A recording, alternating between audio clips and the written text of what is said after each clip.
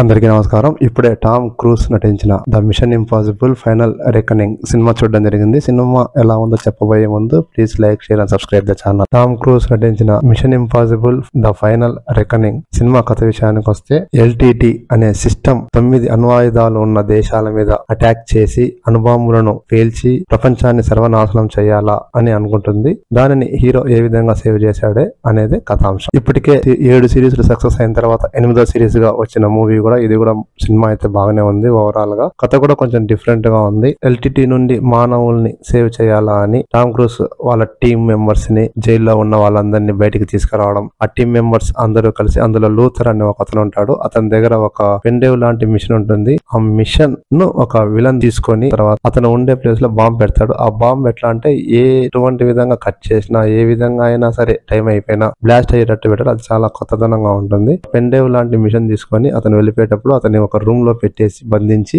ఒక న్యూక్లియర్ లాంటి బాంబు పెడతాడు. అక్కడికి హీరో వచ్చి లూథర్ అనే అతనితో మాట్లాడిన తర్వాత ఆ పెండేవ్ ను ఎలాగైనా తీసుకొని మానవాళ్ళని రక్షించాలని చెప్తాడు. హీరో అక్కడ నుంచి వెళ్ళగానే అది బాంబు పేలి అతను చనిపోతాడు. తర్వాత హీరో వాళ్ళ టీమ్ లో ఒక 2 లేడీస్, 2 జెంట్స్ ఉంటారు. ఈ టీమ్ మెంబర్స్ అందరూ కలిసి తర్వాత ఈ పెండేవ్ ను పెట్టడానికి ఒక మిషన్ ఉంటుంది. ఆ మిషన్ ఎట్లా ఉంటుందంటే, సముద్రంలో దాదాపు 500 అడుగుల లోపల రష్యా బార్డర్ లో సబ్మెరైన్ లో ఉంటుంది. అక్కడికి వెళ్ళడానికి హీరో ఒక చిన్న ప్రాక్టీసింగ్ లాగా చేసి తర్వాత ఆ సముద్రంలో అక్కడికి వెళ్ళటానికి ఒక కోచింగ్ లాగా తీసుకుంటాడు. ఆ 500 అడుగుల లోపలికి వెళ్ళటానికి సూట్ వేసుకొని సముద్రంలోకి దిగుతాడు. ఆ సముద్రంలో దిగిన తర్వాత ఆ మెరైన్ లోకి వెళ్ళిన తర్వాత అక్కడ విజువల్స్ కొన్ని చాలా అద్భుతంగా ఉన్నాయి. సముద్రం లోపల సబ్మెరైన్ లో తర్వాత హీరో పెండో పెట్టి మిషన్ తీసుకురావడానికి చాలా ఇబ్బంది పడుతూ అక్కడ నుంచి బయటకు రావడానికి చాలా అష్ట కష్టాలు పడతాడు. ఆ సబ్మెరైన్ ఇతను వాటర్ లో అతను ఒక్కొక్క డోర్ ఓపెన్ చేసినప్పుడు వాటర్ కొంచెం లోపలికి వెళ్ళి సబ్మెరైన్ డౌన్ కి వెళ్తూ ఉంటుంది. అంటే 500 అడుగుల నుంచి ఇంకా డౌన్ కి వెళ్తూ ఉంటుంది. హీరో ఆ మిషన్ తీసుకొని బయటికి రావడం చాలా ఇంట్రెస్టింగ్ గా ఉంటుంది. చాలా బాగుంది. అక్కడ విజువల్స్ కూడా చాలా క్యూరియాసిటీని పెంచింది. అక్కడ నుంచి హీరో దాదాపుగా 600 అడుగుల లోపల వెళ్ళాడు. ఆ మిషన్ తీసుకుని బయటకు వెళ్ళినప్పుడు తను వేసుకున్న కోట్, జాకెట్ అన్ని వదిలేస్తాడు. వదిలేసిన తర్వాత పైకి వెళ్తూ ఉంటే అందు గాలి ఆడక అతను చనిపోయాడు. అంతలో వాళ్ళ టీం మెంబర్స్ వచ్చి అతన్ని సేవ్ చేసి అక్కడ నుంచి ఆ మిషన్ తీసుకొని వాళ్ళు ఇంకో చోటికి వెళ్తారు. ఆ LTT అనే దాన్ని ఆపేయడానికి ఒక సర్వర్ ఉంటుంది. ఆ సర్వర్ దగ్గరికి వెళ్ళాలా అని ప్లాన్ చేస్తారు. ఫస్ట్ లో లూథర్ అనే అతని దగ్గర పెన్ డ్రైవ్ తీసుకున్న అతను అక్కడికి వచ్చి వాళ్ళను చంపాలా అంటే LTTని అతను కంట్రోల్ చేసుకోవాలా విలన్ అని ట్రై చేస్తూ ఉంటాడు.